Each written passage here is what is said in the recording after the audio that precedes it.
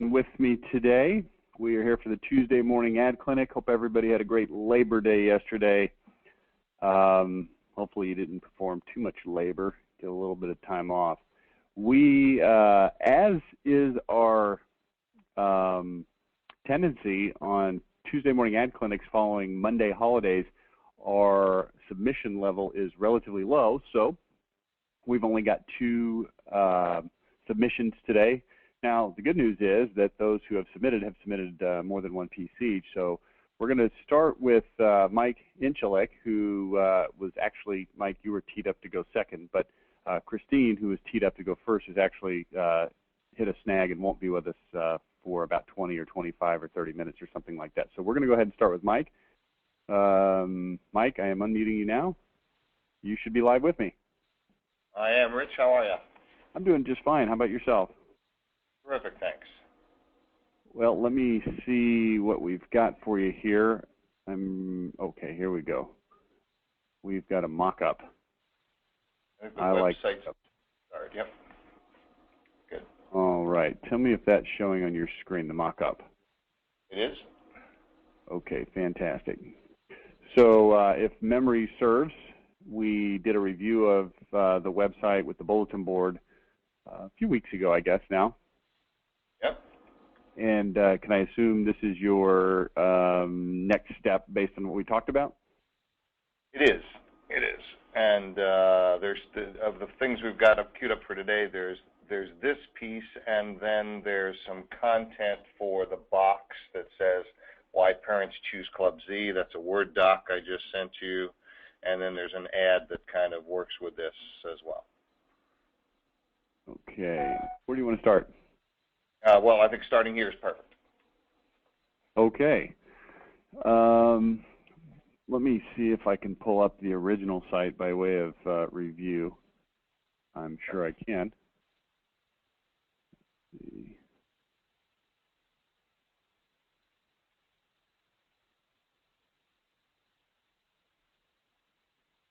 What was the original website, Mike? It's www.tutoringsantaclarita. Santa Clarita is C-L-A-R-I-T-A. No spaces in anything. It's tutoringsantaclarita.com. Okay, let me see if I can get this bad boy up.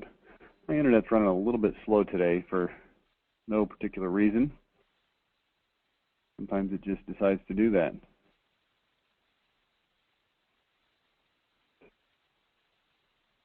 Okay, this is the original website coming up now. Man, it's moving slow. Okay, Club Z. I feel like I'm on 1996 dial-up here. There we go. Okay, so this is the look and feel that we're going to keep. Is that right? Well, kind of. Well, we're gonna try and use the cork board kind of feel because it's got that education piece, and we're going to swap out the image because it suggests a classroom rather than a in-home tutoring. But other than that, what we're doing basically is dropping the find out more, going to the call us approach, and pushing the other stuff down below the fold. Okay, I'm going to do this.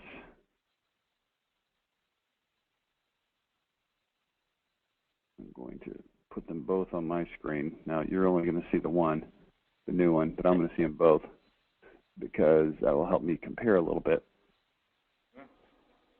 Okay. All right, so main ad, in-home tutoring, Santa Clarita's most trusted tutoring company. All subjects, all grades, test prep, and study skills has been removed, or is that just wasn't on the mock-up? Just 1 second. Well, let me go to the same place.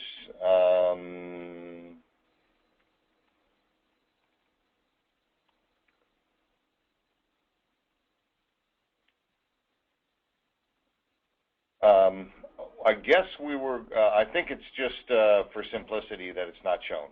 Okay. Call us 4 is certainly going to let them know what you do. Award-winning tutoring, all subjects, pre-K through adult, test prep, master the SAT, study skills, math tutoring, study skills, test prep.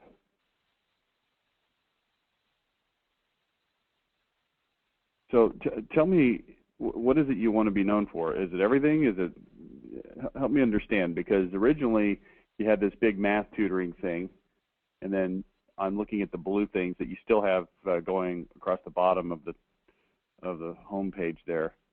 Math tutoring, study skills test, and test prep. Yeah, what you see in the mock-up, which is essentially the same as is on the existing one, except the study skills is reworded some. Absolutely, we want to be known for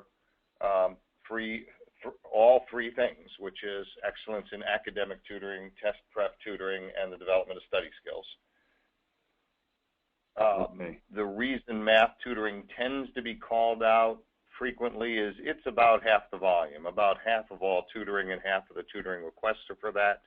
So it's a key SEO thing, as well as the fact that there's an awful lot of folks who show up here looking for help with geometry, algebra, pre-calc, calc, in other words, the high-end math problems. Making some notes here. Hmm? Yeah, the reason that people need math tutoring is because math's hard. Yeah, I get it. I don't know if you noticed that or not. No, I'm just kidding. Okay, so math tutoring is 50% of all the requests? Yep. What's the second highest category, and what's the percentage? From there, it starts to break down. I would say that it's probably about 15% each, elementary and middle school English, basic writing, reading kind of stuff, and the other similar 15%-ish is the sciences, biology, chemistry, physics primarily. Then you can mix in a little bit of foreign language, a little bit of adult tutoring. This is what I'm talking about right now, of course, is of the academic tutoring part. Okay. It is a pretty lucrative, high-priced tutoring that goes for SAT and ACT tutoring, because those scores are so important nowadays to kids getting into school and getting good financial packages. Study skills, is that, no, test prep? No, test prep, correct. Now, here's why I'm asking all this stuff. Let me just back up and tell you why I'm asking all this. I just want to make sure that people quickly find what they think they're there to find. Right. Okay. So, even still, the way that you've got it now, and I know it's a mock-up, so I keep that in mind. Yep. But I look at it and I go, call us for award-winning tutoring, all subjects pre-K through adult. Right. So you just basically said anything.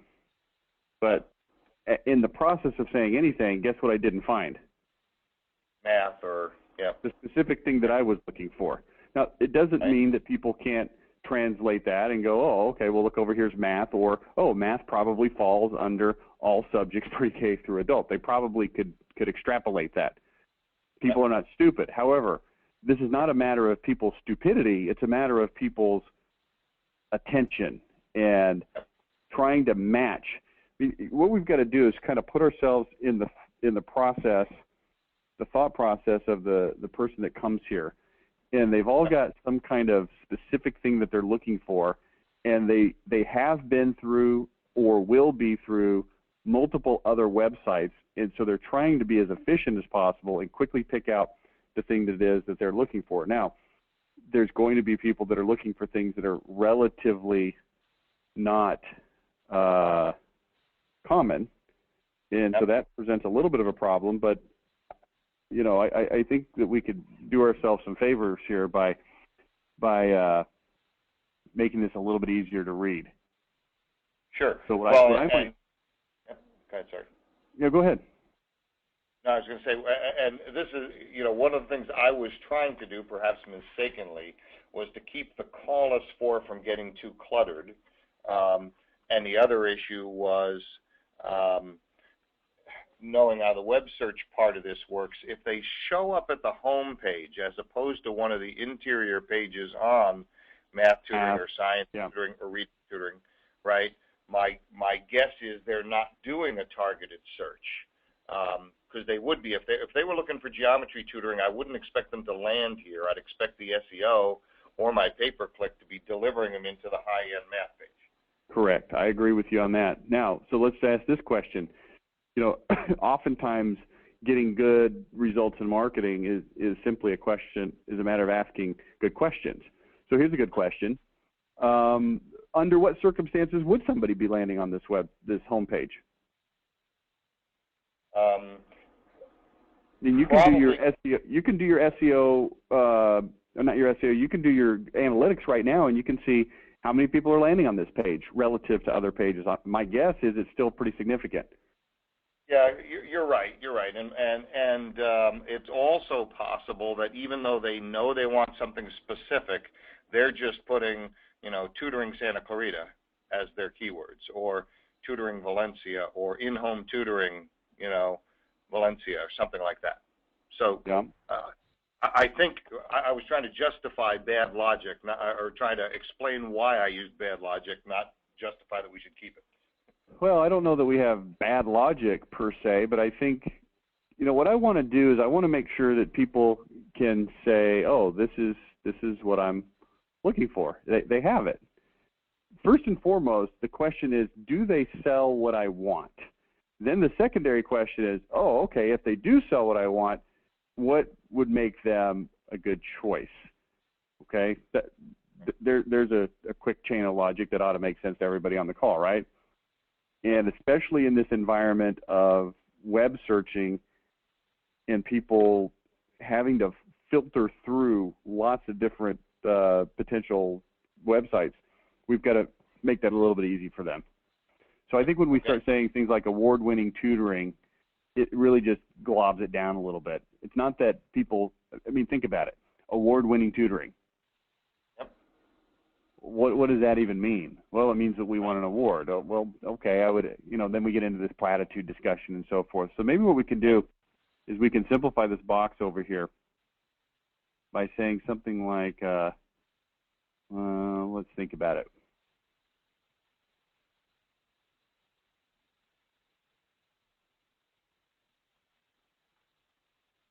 Let's see. So you've got math tutoring, and then you've got these other subjects. Let's go one level higher. What percentage of the requests that come in are for test prep versus study skills versus subject-specific skills?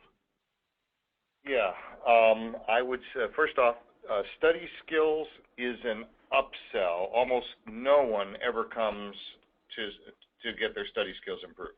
Okay, it's not something they're proactively looking for. Gotcha. So right. Then let's take, does anybody come looking for study skills, or is it pretty much always an upsell? It's always, let me explain why you're consistently behind. It's because gotcha. The reason you're paying me for academic tutoring all the time is you haven't got the fundamental reading skills or the organization skills, or you don't know how to study for tests, etc. Okay, so now let's go back to the other two categories, test prep and math tutoring. What's the breakdown there? Academic tutoring is probably 60% of the 70% of the business, and test prep is about 30% of it. And so math and test prep are roughly equal, if you will, because math is 50% of the academic. Do you teach all academic subjects? Yes. Yes, we do. Okay. So what if we put a header and I'm just, the box that you've got for, call us for, that's the only box I'm talking about right now. Understood. What if at the top we simply put all academic subjects, and we put that in sort of a header type font, and then right below it we put math. Now hang on with me here for a minute, because we may want to talk more about what kinds of math, but let's just keep going here. Math, science, reading and writing. Reading, writing, foreign language.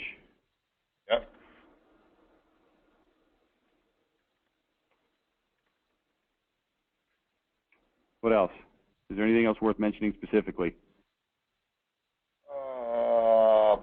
Probably not. I mean, the math, of course, is in itself a breakdown of 4 or 5 keywords, but yeah. Okay, so what if we did this?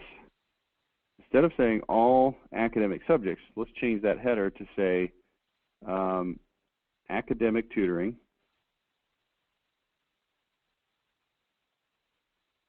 all grade levels, or all grades. It's going to be brief. And then underneath that, we put test preparation.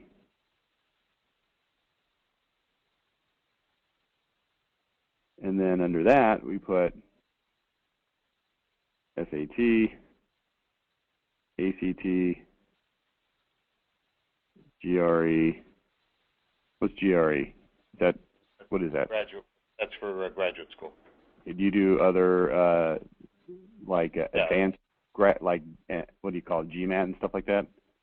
Yep, we do everything, including the Armed Forces test and citizenship test. I mean, there's dozens. Okay, Armed Forces, citizenship,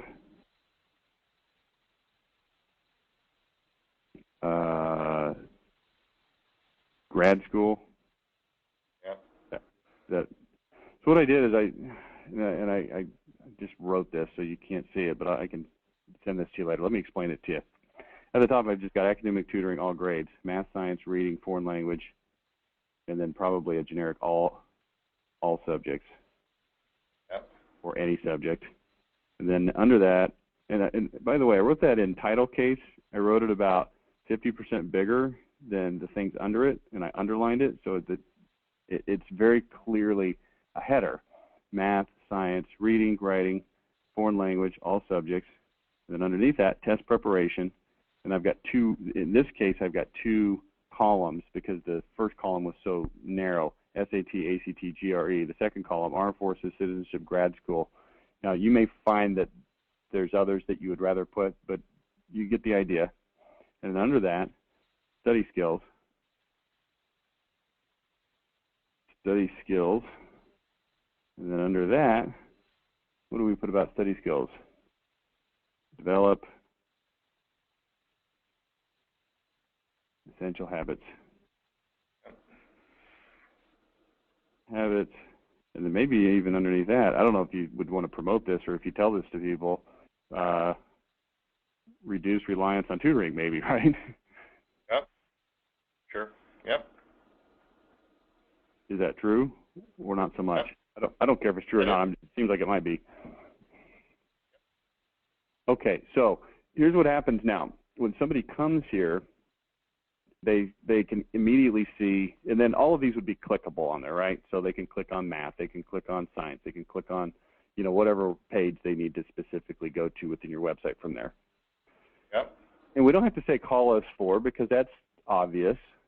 If you offer it, they probably might want to call you for it. Yep. And we don't have to even say what we offer or we're the best for, anything like that. Just academic tutoring, all grades. If we put this in a box that's kind of set aside and it's got these headers, then it's very easy for people to see, okay, this is what you offer. Yep. Then what I would want to do is focus in now on this why parents choose Club Z of Santa Clarita Valley. Yep. So let's talk about that for a minute, because I think you're heading in a good place here. All right. But, and by the way, I sent you a separate on this one. Okay. Let me pull it up. I do have it, if you sent it. Yep. It'll be a Word doc. Boom. There you go. Tell me when you see it, Mike. I will.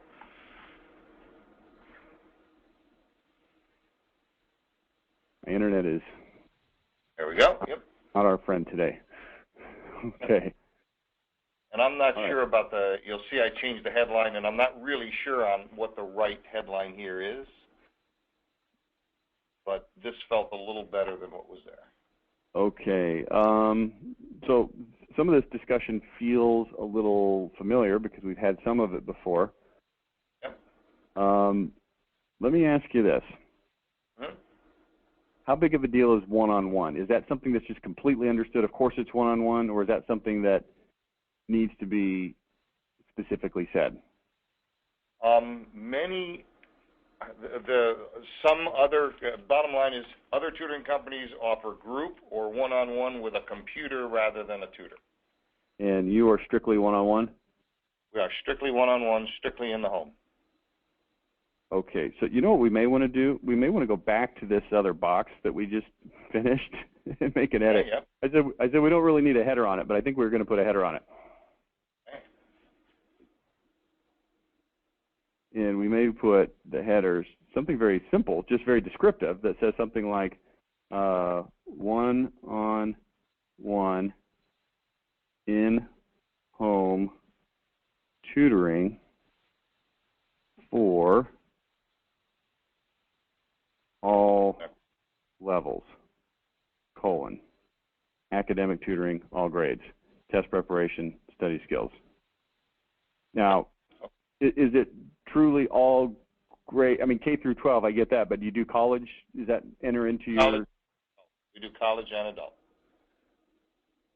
as well. One-on-one, comma, in-home, next line, tutoring for all levels. I might even put a separate line. Now, we're getting into some issues that are heavily dependent on graphic design so that they pop and look and work together properly, because it's easy to glob stuff and to cut lines in the wrong place so that it doesn't look right. But that being said, one-on-one in-home tutoring for all levels, K through 12, comma, in fact, I don't want to say K through 12. I don't like K through 12. Here's what I like. Elementary. What do you call it out there? Do you call it intermediate school, middle school? Middle school. Middle school. Middle school. High school. College level. College and adult, I would say, frankly. College. But okay. Adult. Okay, I'm fine with that. Now, here's all I'm trying to do. Again, I'm trying to be as specific as possible in as brief of a space as possible. So if people see this box now, they're going to understand what your offering is just from this little box. One-on-one in-home tutoring for all levels. And then underneath that, we're going to clarify, well, what do you mean by all levels? Elementary, middle school, high school, college, adult. I like that because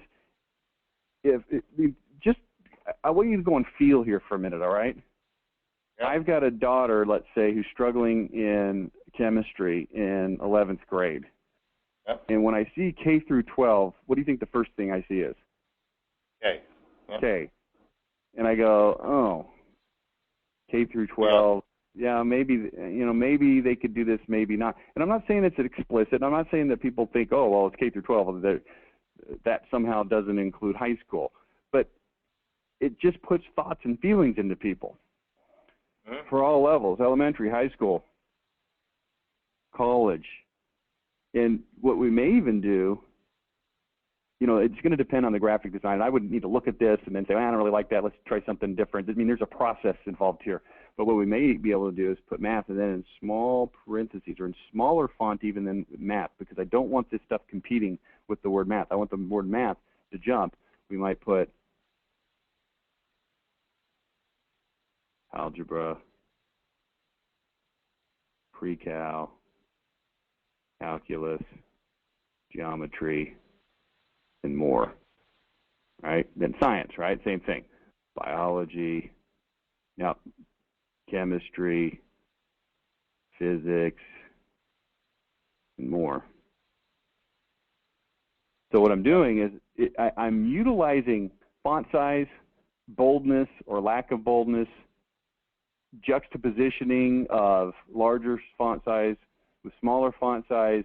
I'm using space between lines to make this very easy to read.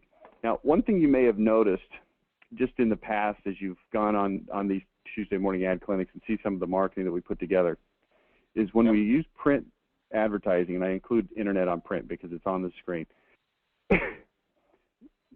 very often we will use headlines that are actually 3 or 4 headlines and subheadlines chained together, for lack of a better way to say it, that allows us to tell a pretty significant amount of our story without really getting into any details or text. And that's kind of what we're doing here.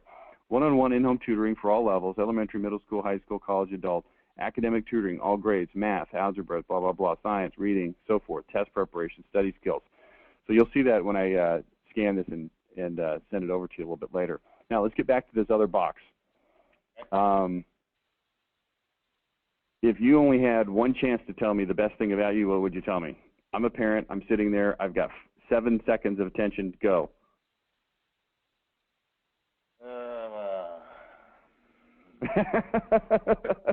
What a crappy question to ask somebody on a Tuesday morning, which is really a Monday morning.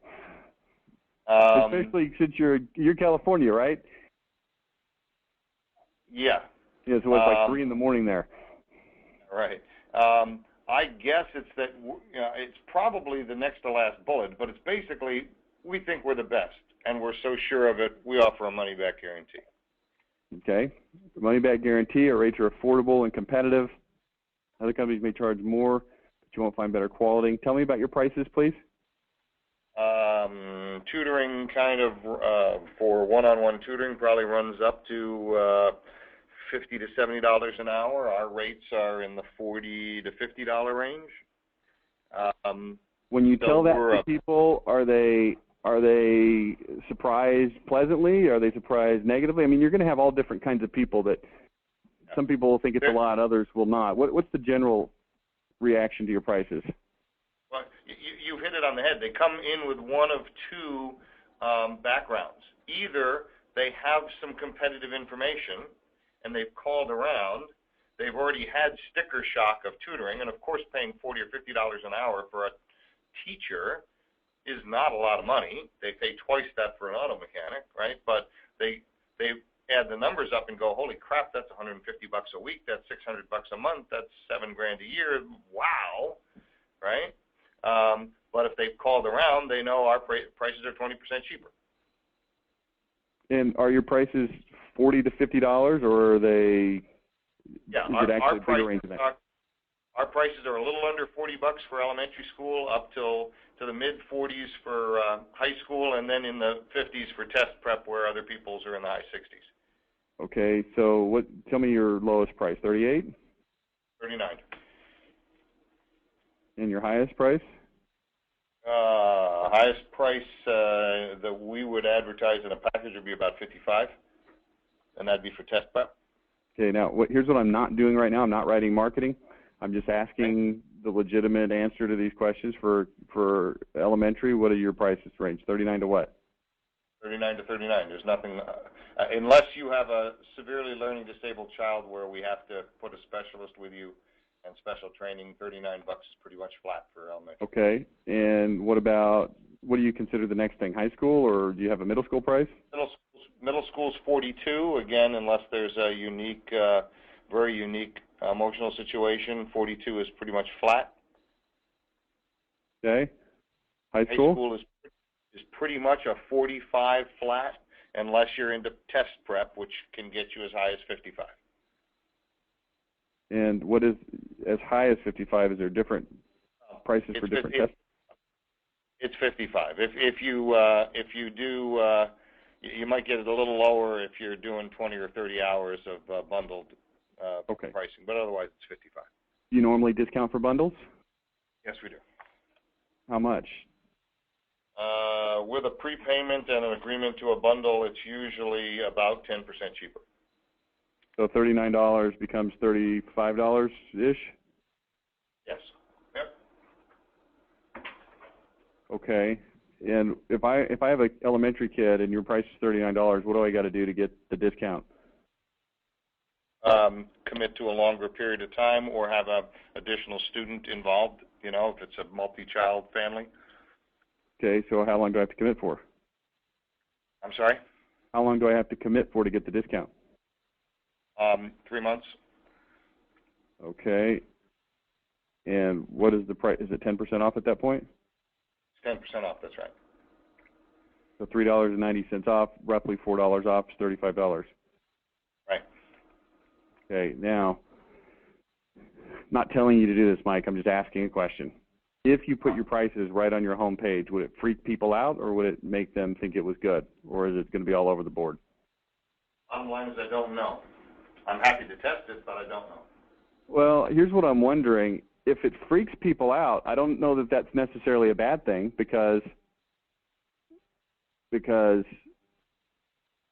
not like they're going to go find it cheaper somewhere else, right? Right, yep. So they go, oh, geez, that's expensive. Let me call this other place. Well, how much is yours? Well, we're, instead of 35, 39, we're, 48 or whatever. They go, oh, geez, I guess that guy was a good price. Now, how many major competitors do you have? 6 maybe? 6?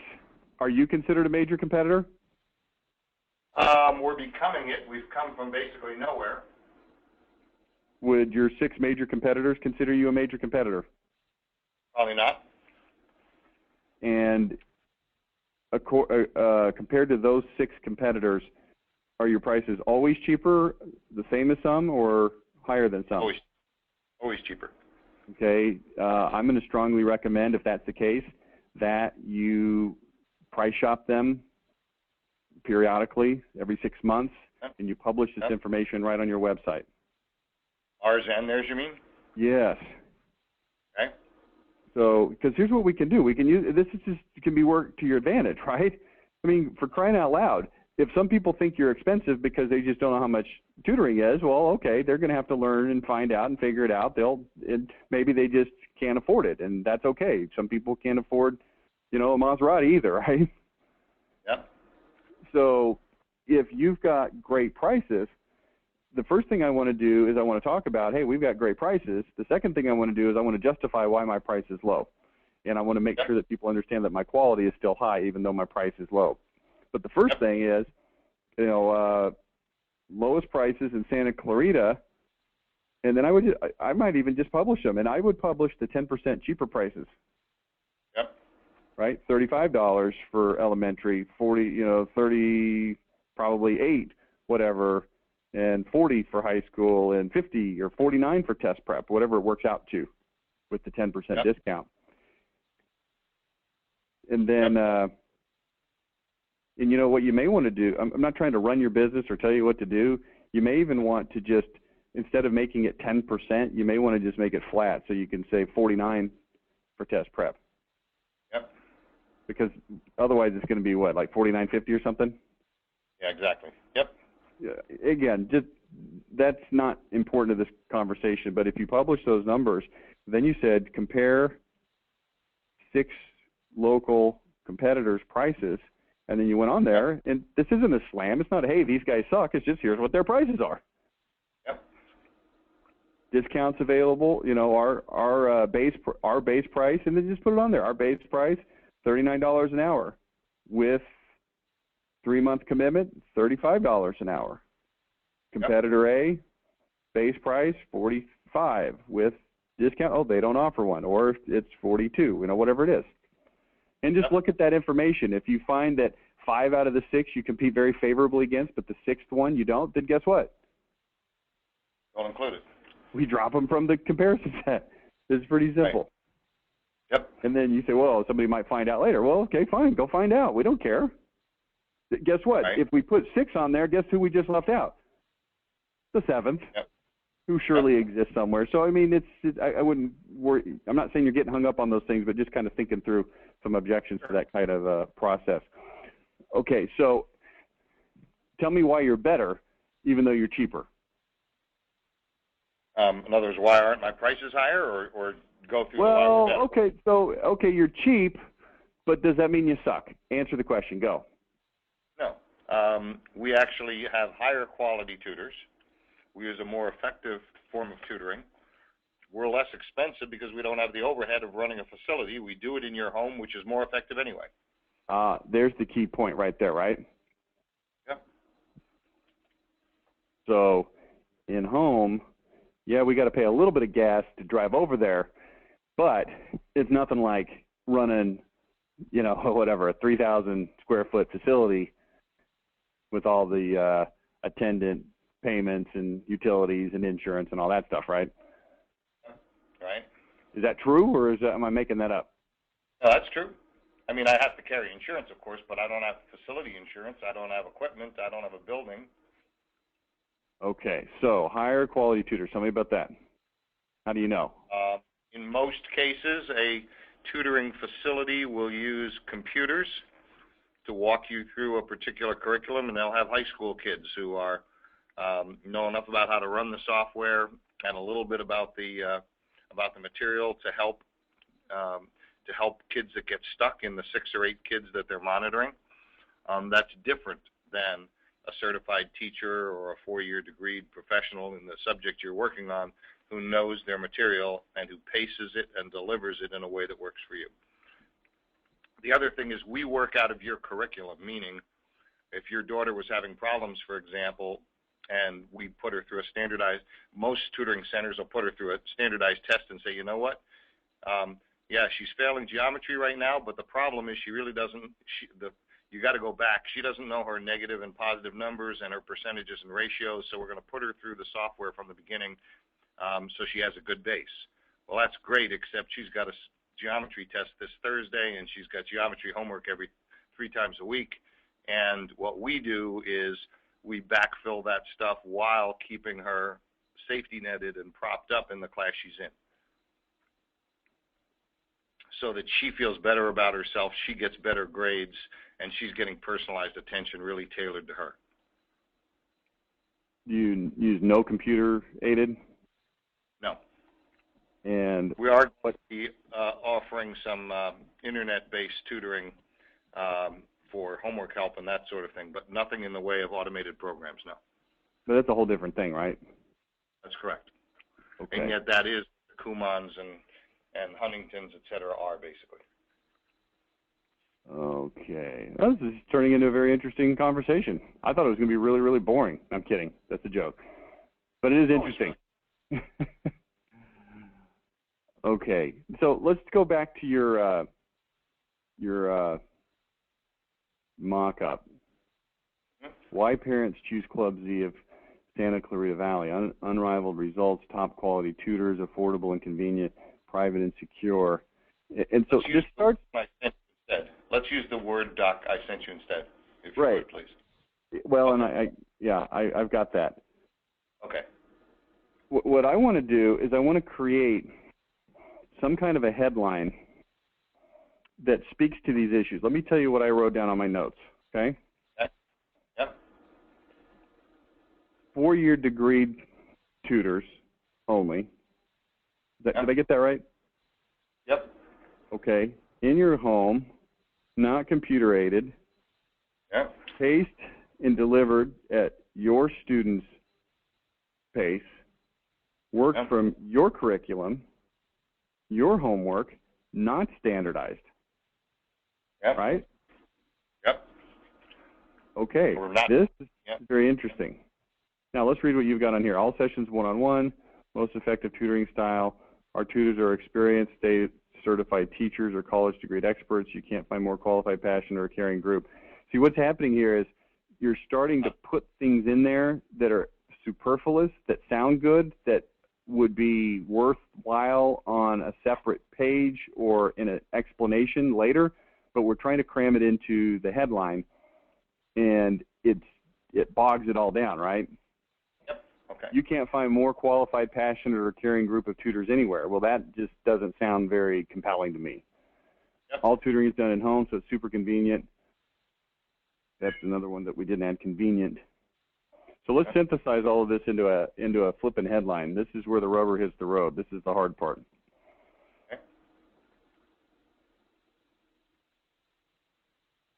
All right. I need some more space here on my piece of paper, so I'm going to erase some junk. All right, it's gone. All right, and this will be sort of our grand finale on this project for today's call, all right?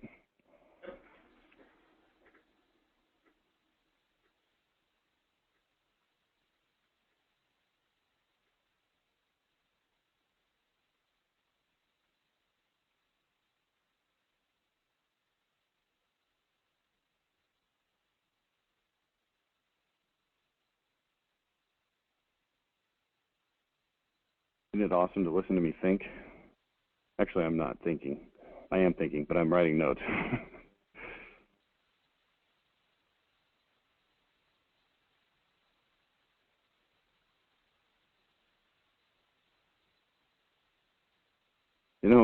The only tutoring company in Santa Clarita that offers, and then we're going to go to bullet points, in-home tutoring, convenient, individual, customized. Next bullet point. No, let's see, absolutely no, underline, computer-based teaching. Only degreed teachers, 100%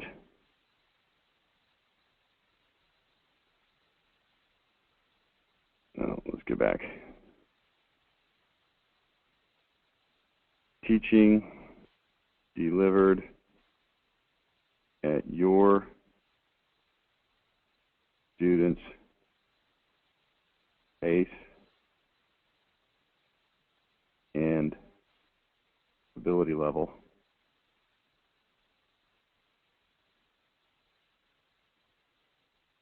Works from your curriculum.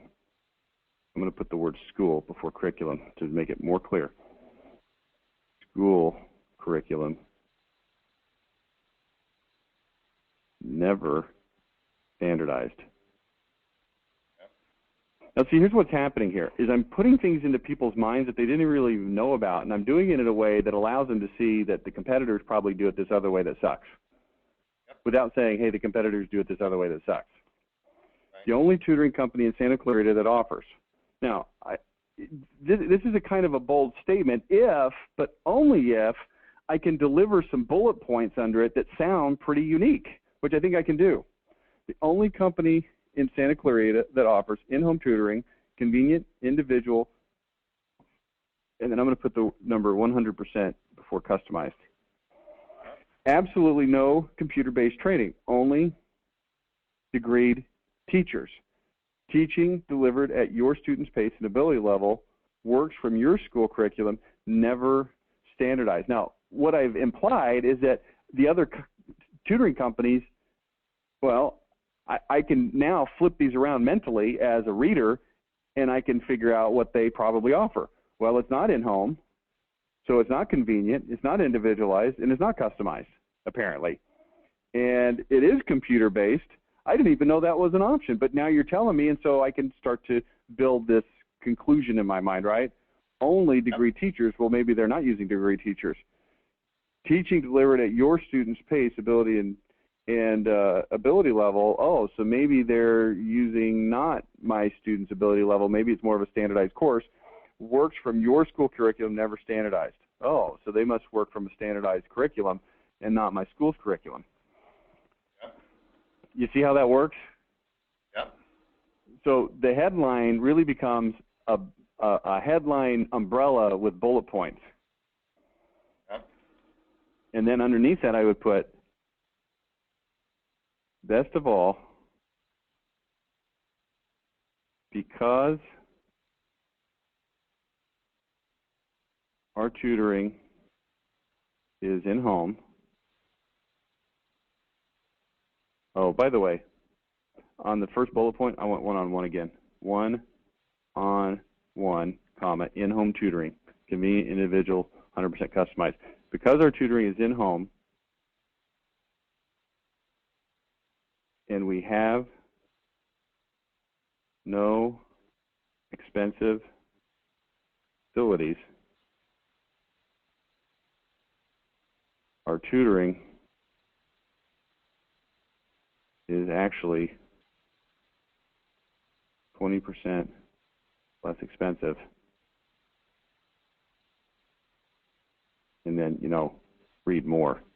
And then I'd go to that page, and I would put this stuff right there on the page. Okay. No, that's a little bit wordy. I might pare that down a little bit, but let's just go with it for a minute. Best of all, because our tutoring is in-house and we have no expensive facilities, our tutoring is actually 20% less expensive. Click here to read more. Then they go to that page, and then I would have a headline that says something like, "How is it possible that the best, most effective, award-winning tutoring in Santa Clarita actually costs 20% less?" That's my headline. And then the next subheadline: simple. We don't have to pay for facilities, insurance, utilities, etc., whatever, because all of our tutoring is done in your house. Okay. Then underneath that, just a short paragraph of explanation. While it's true that there's a lot of good tutoring companies out there, none of them can match our, how good we are, whatever. And I'd have links to those other pages that talk about teachers and all that. But the reality is, price is important, and let's face it, tutoring isn't cheap. Yep. And I think it's okay to use words like that. Let's face it, tutoring isn't cheap. But, everybody wants to make the best choice and get the best value. That's why we've developed this model. It's in-home because it offers a lot more flexibility and so forth, blah, blah, blah, but it's also cheaper. For instance, here's our price list. We start at $35 an hour for elementary, $38 for middle school, $40 for high school, and $49 for test prep. See below to see a price comparison of us in 6 of the leading facility-based tutoring companies in Santa Clarita. And then, you'd have this little chart there. And then I would also probably create a master chart of you comparing against them in other areas that are important as well, whether it be computer-based training, yes or no, and 4-year degree teachers, yes or no, and, those other things that we talked about.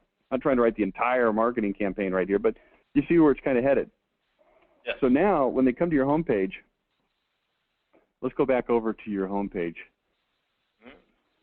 Let me do that. Where is that thing?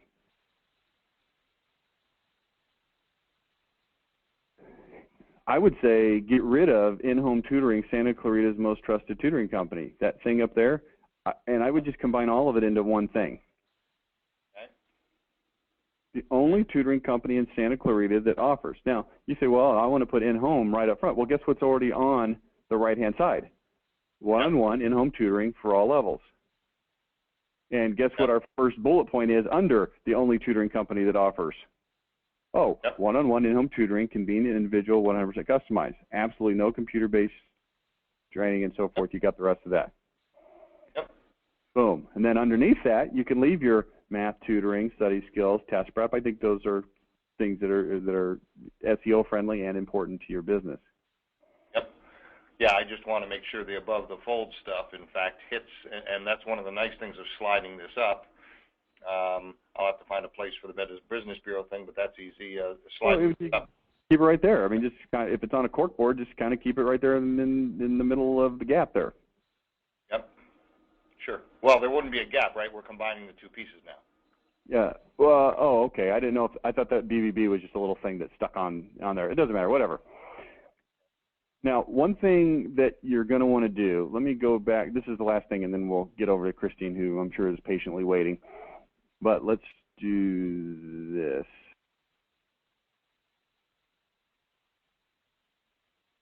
I'm going to pull this back over. Not that. I'm going to pull this back over here. Okay. And I want to go to the About Us page. Okay.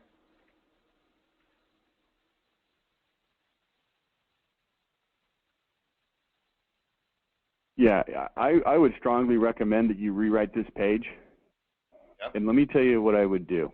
My favorite style for this page is sort of a story that tells how this thing came about. Okay. Because there's always power in the story. There's almost always power in the story. Not always, but there's almost always power in the story. Yep. Because I bet if I asked you, and I don't want to right now because we don't have time, but if I asked you, tell me how you and your wife started this. And I think it's primarily your wife that really is the engine behind this. Is that right? Or am I misunderstanding that? Is that right, Mike? Right. Okay, yes, so that's right. I'll bet that there's some kind of story that has to do with experience with other tutoring companies and some frustrations and an idea of a better way to do it, and then some struggles putting it together and developing it and testing it and getting results and seeing change and seeing people that genuinely were able to see results and building on that and creating something that was significant and substantial and now affects a lot more people. I'll bet that what I just said essentially is the bullet outline of your story. Am I right or wrong? I mean, it's not that hard to figure it out, but it's an interesting story. It's an interesting story. It's a lot more interesting than, hey, we're one of the largest and fastest growing home tutoring services. It's a lot more interesting to say, you know, not only was my son Jacob was failing out of high school, so when I turned to expensive private tutoring, I was disappointed to find out that it didn't work either. Yep. You know, subheadline. We all know that public schooling isn't a one-size-fits-all. We know that the public schools one-size-fits-all methods don't work for every kid. I was shocked when I found out that most tutoring is one-size-fits-all. Yep. You know, my name is Mary Beth Inchelek. My story starts with my son Jacob, and in 2004 or 1994, he was this, and here's what happened.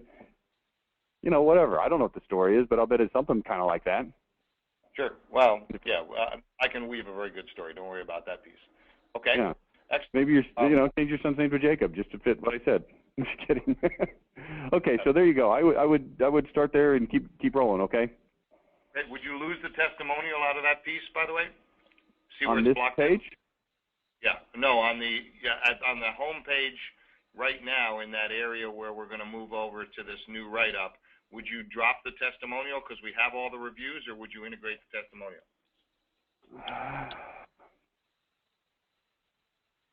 You know,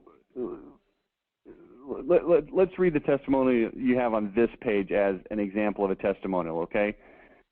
And I'm not saying this is the testimonial you'd use, but this is the one you're using on this page. We chose Club Z because our 9th grader had completely shut down in school and was wreaking havoc on the entire house. My husband and I did not know what to do. We could only help him so much ourselves because math is beyond us. The Club Z owner spent over an hour getting to know our son and reviewing his math. There's nothing wrong with this testimonial. It's not like this is a horrible testimonial, but yep. I really have to work at reading it yep. for it to be sort of a high-level, hard-hitting, high-impact testimonial. Yep. And I would rather spend the high-level communication. When I say high-level, I mean the first things that people see, my first opportunity to really impact them and to influence them and to say something that's going to make a difference. I would rather yep. end that not with the testimonial. I'd rather let the testimonial come in and provide evidence once they already have the premise, and now they want to see, let me compare these testimonials against the premise. And guess what I would want to very skillfully craft my testimonials to say? Same thing, right? The same kinds of things. Yes. You know, we've been to other tutoring, and my son was bored by the computer training and group, you know, whatever. Yep. Sure. And then yep. reviews, of course, is where it's at. So I would start to cultivate as many reviews as possible, make a link to those so people can quickly, easily get to those and read those and find them, okay? Got it. Okay, thank you very much. Thanks, Mike. I appreciate you. No problem. Thank you, Rich. Bye-bye. All righty. And let's see if Christine, oh, there's Christine. Hey, Christine, how you doing? Good morning. Let's see if I can find your stuff. Okay. Tell me where we're at and what we're looking at here. I've got this on here, but I'll let you kind of introduce this. I'm still seeing Tutoring Santa together. That's because I need to share my screen instead of pause sharing. There you go. You should be seeing it either now okay. or Well, you know how I usually would present things very far down the road? I just happen to have a brain block on this one. So this piece, I'm actually going to use that little ad gift. Basically, this is going on a different website, and I have a little graphic. So I'm taking that one that says this space for sale, and I'm just going to basically change my text out to say Boost EBITDA, ask me how. And then it's going to click through to the next page that I gave you. Where is this going to appear? On the CPA website. So every single one of them knows what EBITDA means. Right. But why would somebody be on that site? What kind of information is it? Is it? It's for their annual trade show for CPAs. Gotcha. So this is the trade show. Trade show website where they'd be going there to look for information about the show, whether, double checking the agenda, what seminars they're going to, et cetera. Okay, so Boost EBITDA, ask me how, and Yep. they click on that and they find potentially this, right? No, the Nope. red ad there is, oh yeah. So this is what they would click to see. I'm sorry, go back one. This? That's it. Okay, so when I click on the increase EBITDA, ask or click here to find out how, I see this, right? Right. Okay, gotcha. To people who want to use electronic bill payment in presentation but can't get started, what everybody ought to know about EBPP, which I can assume is what you just talked about in the headline. Consumers who pay bills online want to pay bills online in their jobs too. So answer me this question. Why can't people get started using electronic bill payment and presentment? I think the EBPP has been around for 10 years. So how come everybody's not using it? The big thing seems to be that there's two reasons. Number one, high cost of implementing or perceived high cost. And secondly, the amount of time that it's going to take to implement. Or again, perceived amount of time that it takes to implement. Because in the past, most companies charge $10,000 and up, some $75,000, $100,000. So cost has been a big factor. And then they look at it as this giant project that nobody has time for. So status quo is easier than figuring out new junk, right? Correct. So we're changing it because instead of $10,000 to get started, we charge like $200. Okay. So let me make sure I understand what you're talking about in general here. I think I do, but I just don't want to assume that. What you're talking about is much like I would as an individual pay my electric bill and so forth via online bill pay, you're suggesting that business customers pay their vendors via online bill pay. Correct. And this is something that they can or cannot just simply set up with their bank? They can to a certain extent. They can, but it only does some things. Some banks offer it, but it's very limited in scope. And knowing you, Christine, yours has got a very wide scope and practically unlimited scope. Is that probably true? Yes. By the way, testimonial for anybody who's listening, we did switch to Christine Senpos for credit cards, and it's been wonderful. Thank you. You're welcome. And it was a pain in the butt to set up, not because it is inherently Senpos is a pain in the butt, but anytime you're changing stuff, there is a learning curve, and we worked through that. But it's, and I think that that's probably what you're trying to say here, right? It is a disruption, and it is kind of a pain in the butt, but the long-term benefit is definitely more than worth it. True enough? Right. But when you look at the disruption, even thinking about your own case, how long was that disruption for? In the typical environment to implement EBPP, they are looking at anywhere from 6 weeks to 7 months for implementation, whereas ours, they're looking at maybe a week. And I don't mean working at it full time for a week, but I mean just, maybe a week of, getting in and out of it. Yeah, yep. So short period of disruption for long-term benefit. And so the average customer that you would want to get on this, how many checks per month would they pay via electronic bill payment? And again, we're going after the merchant who is spitting out invoices, and I don't really care so much. I mean, we would be looking at clearly a minimum of 100 invoices. Ideally would be 1,000 or more, but in looking at the overall relationship, it's it's not so much about the minimum. We have a minimum fee, so it doesn't matter. Well, I'm looking at it from the merchant standpoint, and I'm just trying to figure out. When does it make sense? You know, if you're managing, if you're regularly putting out 100 invoices a month, believe it or not, it's hard to manage because not everybody pays their bill on time, and that's where it starts coming into making a difference. You know, you're doing 10, 20, 100, you know, a few, it doesn't make any difference. We have clients that do 27,000 invoices a month. That's a nightmare to manage. So the higher the volume, the happier I am. I got to understand this a little bit better. Are you saying to me as a merchant that you want me to pay my bills online, or you want me to present my bills online, or both? I want you to present your bills electronically. Okay, that's what, I used the wrong word. I did understand electronically. Yes. Okay, and so is there to your customers, to your business-to-business customers, not consumers. What about the objection that that's not how my customers expect to receive bills from me? The answer is right there in the first line. People are paying their bills all the time personally, and they have no qualms at all about doing it in their jobs anymore. Right. However, I'm just talking through this here. I'm trying to figure out the objection. Yeah, but that's true, but we've got a process in place to receive paper invoices, to process paper invoices, and to cut paper checks for payment. So this then ostensibly goes outside of my routine and my system. So therefore, while, yeah, it's easy to pay a bill electronically, you're actually working outside of my normal system. And we are not going to get 100% of them. So they will always have the opportunity to say, I'm going to issue electronic invoices to a segment of customers. Or if they issue the invoices electronically but accept payments both online and offline, they can manually enter a bill as paid within our system, even if it's a check in the mail. Okay. So we're going to give our customers an option, is that right? Correct. And really, I don't think too many people object to an electronic invoice being sent. The customer, there is going to be a portion of customers certainly who will object to paying electronically, but they don't care about getting the invoice electronically.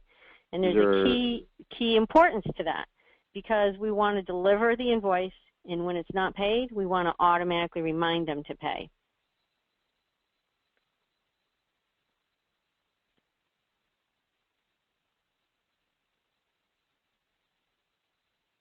Deliver electronically, automatically, electronically remind them, right? Yep. Okay. Yeah, I mean, I see that as being a fairly common objection that, well, we still live in a paper world, even though we've made strides, but when it comes to invoicing, I just look at my small business and I expect to receive paper bills, and if somebody sends me an electronic bill, I would go, whoa, that's a little bit out of my normal process. Mm-hmm. I think I already know the answers. Do you see this changing over the next few years where electronics become more and more accepted and normal and common? It is, and again, I don't care about those who have all these objections, because there's just as many people who are out there looking for the right solution. So if I look in my environment of business-to-business customers, I know that there is a portion of them that are already looking for a solution. They just haven't found it yet. How common is the experience that somebody says, well, I looked at this, but the whole $10,000 to $75,000 in 2 to 7 months thing was too big of a turnoff? Is that fairly common that they've had that exposure and experience? Yes. How common? It boils down to who's looked and who hasn't. Well, out of 100 or 1,000 people, right? That's what I'm asking. How many have had that exposure and that experience, you think? Well, let's say 1,000 people had it on their, 1,000 people had it on their radar. I'm interested in looking at bill payment, EBPP, right? Yeah. Of those, I would say 70% at a minimum would have had that experience. Okay, and out of 1,000 companies that issue 1,000 invoices a month, you tracking with me here on this question? Yep. How many of them have at least entertained the idea of electronic presentment, would you say? You may not know, but what do you, I mean, just guess. 30.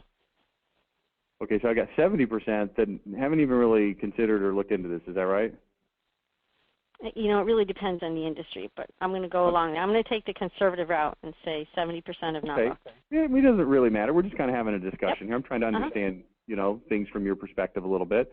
And so out of that 70%, why do you think they haven't even looked at it? What would be your guess?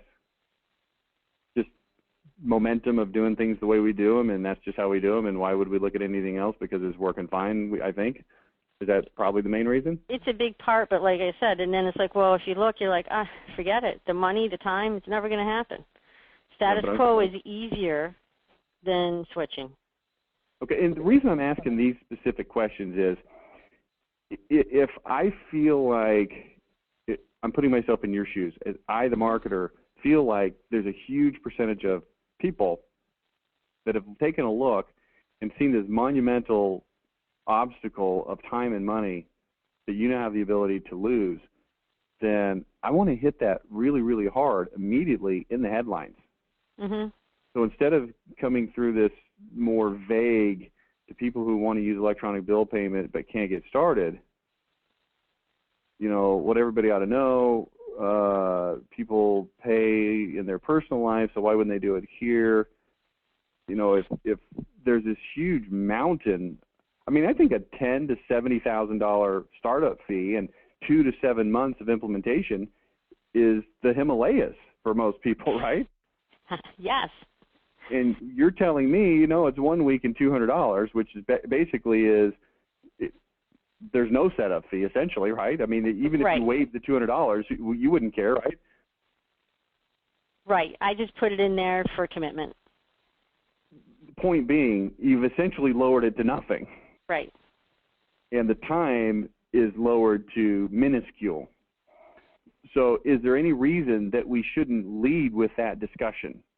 Now, and I'm asking you that because you've chosen in what's on the screen right now not to lead with that, and maybe there's a reason that I just don't have enough information to see.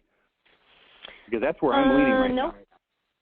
No, because it kind of goes along with what I was thinking.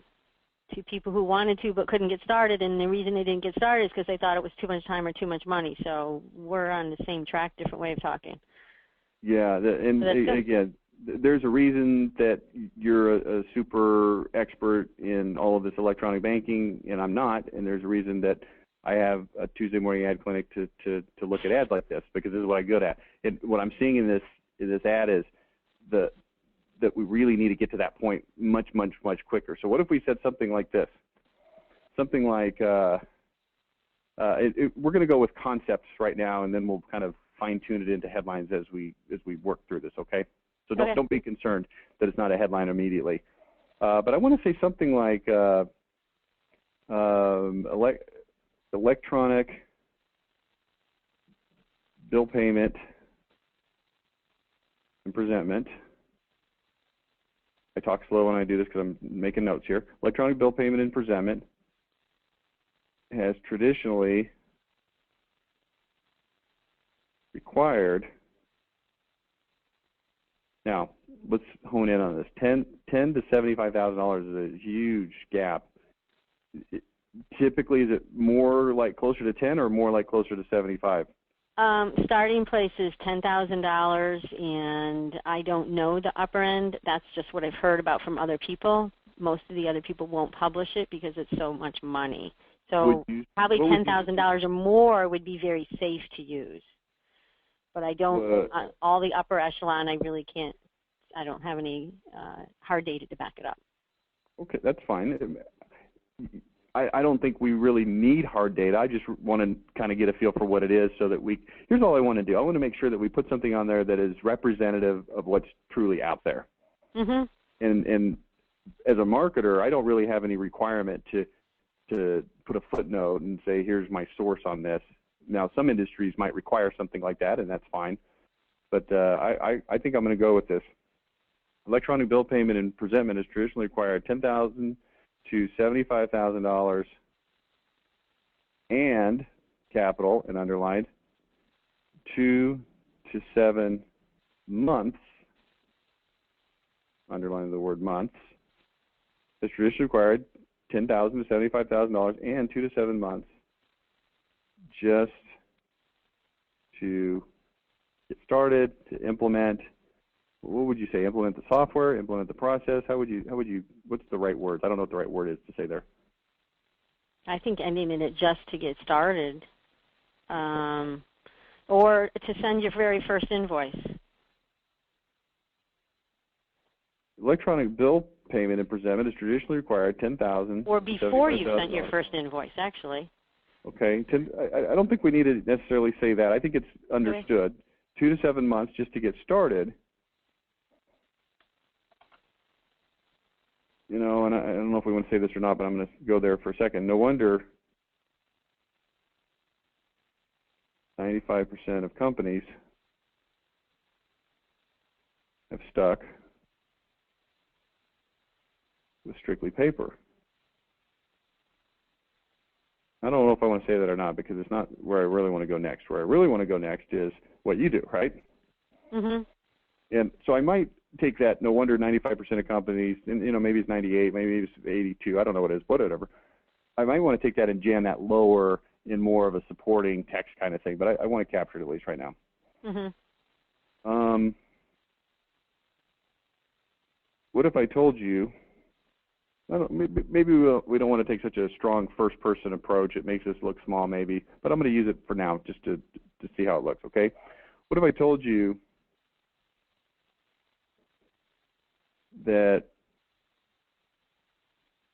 you can now get started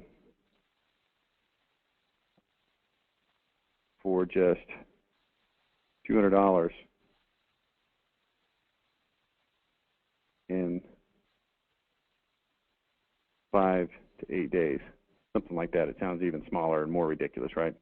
Mm-hmm. I don't know if I like the way that I worded that exactly, but I like the concept. What if I told you that you can now get started, and maybe I want to change something from get started, because get started may almost sounds like, oh, well, that's how you get started, but what about, you know, when I really want to use the whole system, it's going to be more, right? Because I've kind of worded it to lead to that conclusion. What if I told you you could now, so I might even just come in with a stronger word. What if I told you that you could now get completely set up and running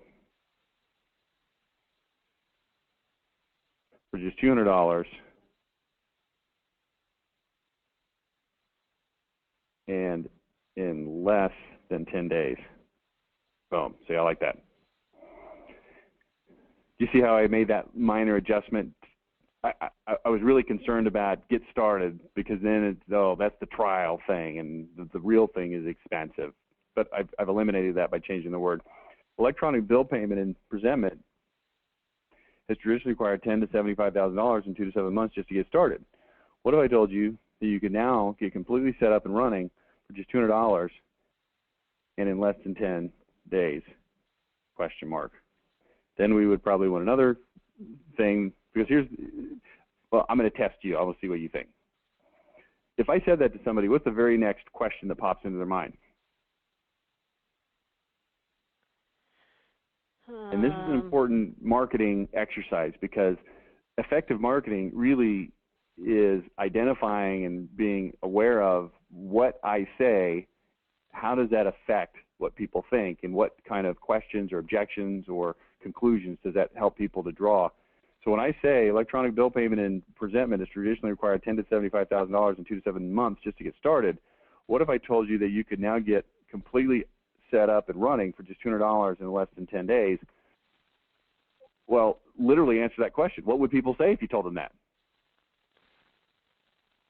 Okay, but will it integrate with my existing system? And do I have to accept credit cards? Because a lot of them will say, well, I only accept checks. I shouldn't say they will, but they're going to be inclined to. That's one of their things. The objections would be, well, I only want to accept checks if I send out all my invoices that way, because the ones that go in the mail are the ones that typically pay by check. Okay, and then system integration. Now, can I assume that the answer is yes, it integrates with your current system? Yes. Okay, and can I assume that the credit card portion of it is flexible according to what they want? Not required. They can do ACH only if they choose. Or they can add credit cards. They can do whatever they want, right? Yep. Mhm.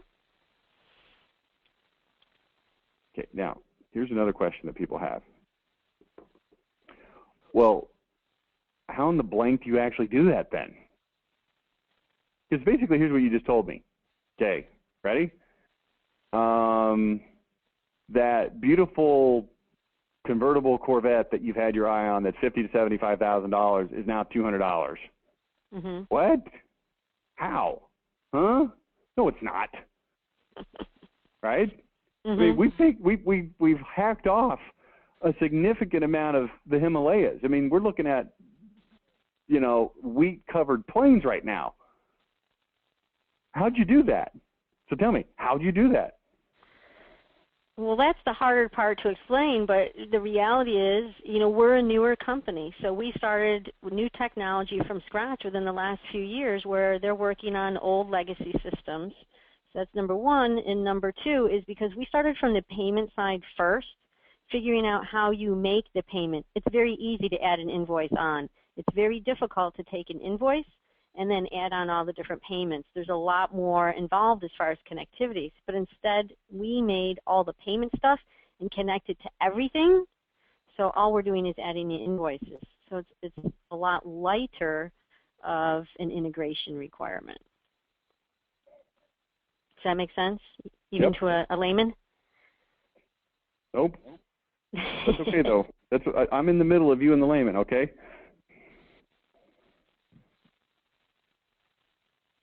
EBPP.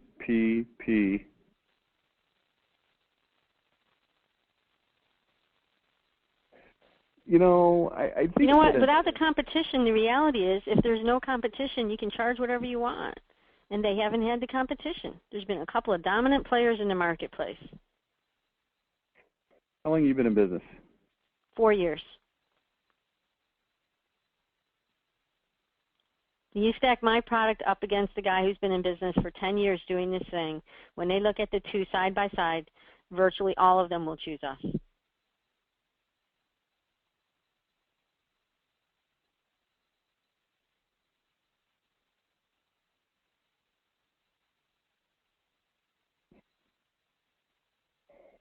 And I don't like to confuse things, but you know, why do they choose us?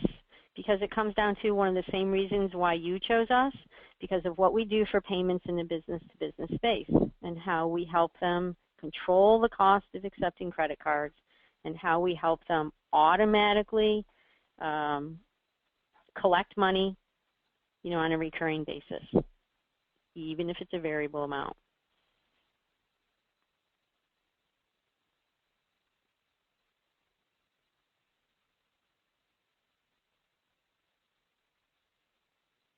Is it fair to say that the legacy companies hate your guts? Absolutely. Have they tried to buy you out?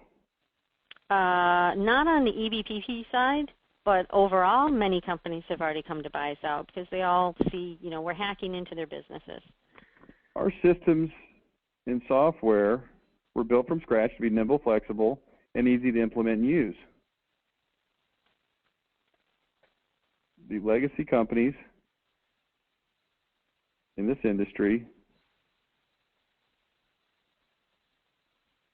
can't catch up,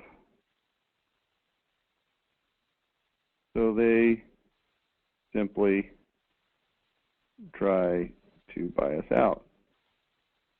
Now, I think this is an important discussion, and I don't know that we want to put this in the headline. I think it should be somewhere in the discussion because there's going to be an initial reluctance from the standpoint of, well, how is that possible? You know, I'm a savvy person in this industry. I know that it's $10,000 to $75,000. I've seen that. I know that it's 2 to 7 months. But the reason that it's $10,000 to $75,000 and the reason that it's 2 to 7 months is because that's just how it is. Because some things just are what they are, and that's one of those things that kind of sucks, and it takes a long time, and it's a pain in the butt. And you know, we may or may not do it now or in the future, but in the end, that's just what it is. Mm-hmm. you know, this is kind of like saying, hey, we invented this thing called the airplane, and now we can fly from England to America in 6 hours instead of a 13-day boat trip. Right. And they're like, what? No. Going to America from England, it just takes 13 days. It's a long time, but, you know, if you really want to go, it's worth it. Right. It's not 8 months like it used to be when we used to only have crappy boats. Mm-hmm. So we're kind of having this order of magnitude type of innovation that shatters pre-conditions, and you're kind of sitting over there looking like this guy named Wilbur Wright, and people are going, what? You must be stupid. You can't fly. Now, it only took a very short amount of time. I think it was something like 7 years after the first manned flight, the first airplanes were put into commercial, you know, long haul, and they started getting into, military, and it very quickly adopted once people realized, hey, this is pretty cool. Mm-hmm. But you're not quite there yet. You're still in that guy looks kind of weird. Really? He's going to kill himself phase, right? Right.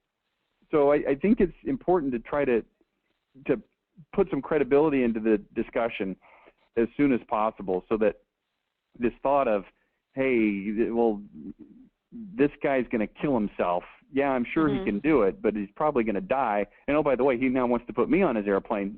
No thanks. Mm-hmm.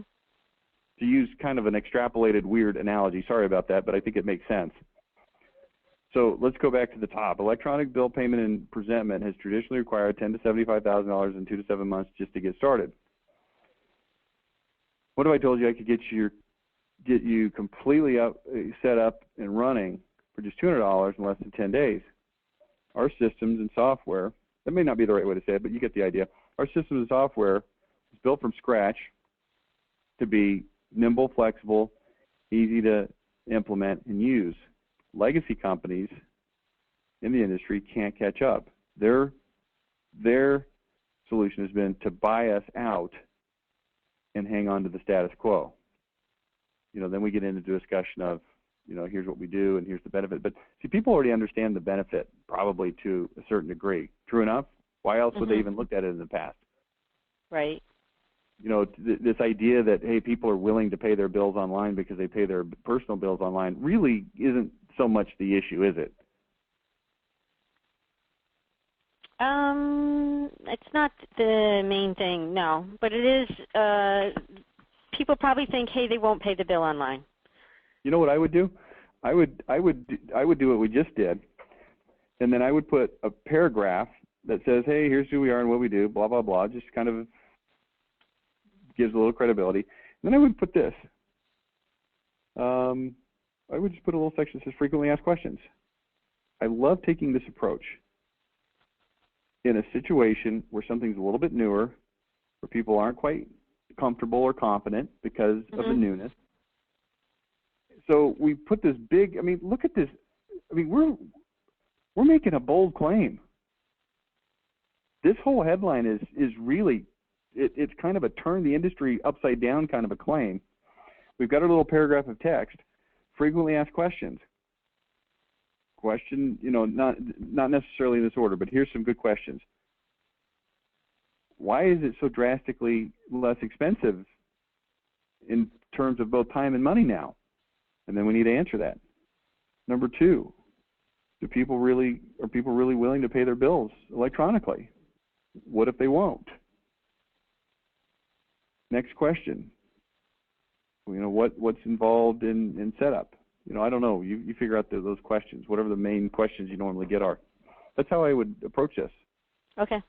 And I actually made a mistake. I think that just about covers it there. This, there's 3 elements. There's my little small graphic on the website, which clicks through to a web page, and then I have a print ad, and this is the print ad. Lacking a lot of visual, but that's a different company. I'm not following you. This is a print ad for... I have a trade show, an ad that's going in the in-show program. That's what this particular thing is. Because the graphic is on the website, and the graphic clicks through to a web page, so I have a web landing page. And then the third element is this, which is the actual print ad for the trade show program. Yeah. Well, I mean, to me, it would be the same information regardless Yep. of what format it was That's in, right? fine. Uh-huh. Yeah. So we could put this into a print ad. We could put this into a landing page, et cetera. Right. Mm-hmm. You know, then you might want to have a question in your frequently asked questions section. I would recommend maybe 4 or 5, maybe 6 questions, no more. Mm-hmm. One of them would address the issue very specifically. How specifically will this help me increase my EBITDA? Well, because blah, blah, blah. You got the answer to that. Mm-hmm. Okay. That's good. I like it. Okay. Thank you. All right. Well, thanks, Christine. We only had 2 people on the call today, but we spent a full 90 minutes, so that I guess that worked into those folks' advantage. Thanks so much, Christine, and thanks to the rest of you who were on the call, who weren't participating as a submitter, but who were participating as a listener. Thank you for your participation as well. And we'll be back with you on Thursday, 2 days from now. We've got another webinar on power, precision, and passion. We'll talk to you then. Thanks. See you. Bye now.